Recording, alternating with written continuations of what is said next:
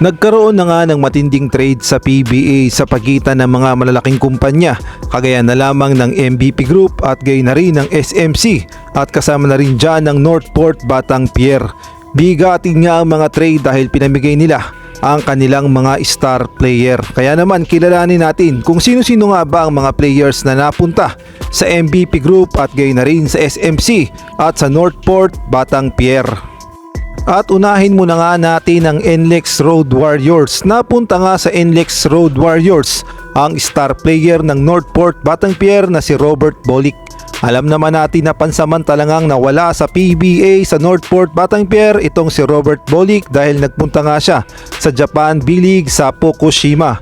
Ngunit nung nabuntis nga ang kanyang asawa ay bumalik na nga dito sa Pilipinas at dito na nga muling maglalaro sa PBA. Kaya naman laking gulat nga ng lahat nang binitawan nga ng Northport itong si Robert Bolick at tinrade sa NLEX Road Warriors.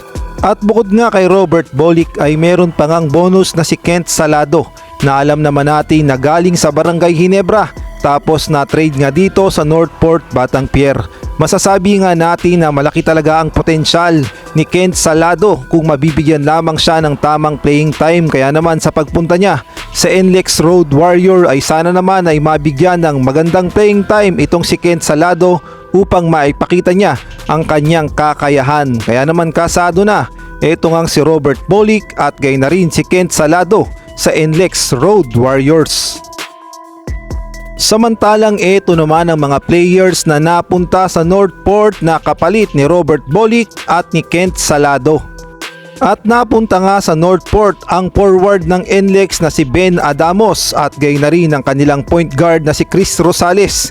Isama mo pa si Alin Bulanadi at itong si GP Paundo na napunta nga sa Northport.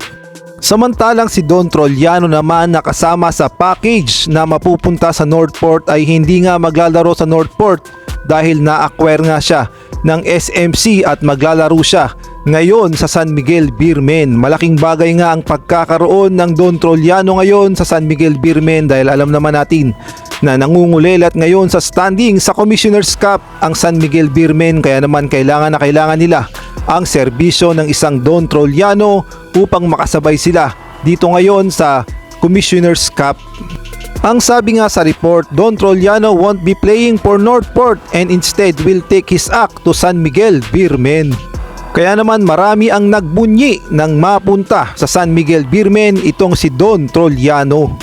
At para malinaw, ito nga ang three-way trade ng mga malalaking kumpanya. Sa Northport ay napunta itong si Ben Adamos, Chris Rosales at ang kanilang Season 49 second round pick.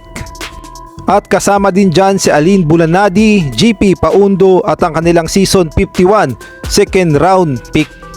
Samantalang sa NLEX Road Warrior naman ay napunta itong si Berto Robert Bolick at gayon na rin si Kent Salado.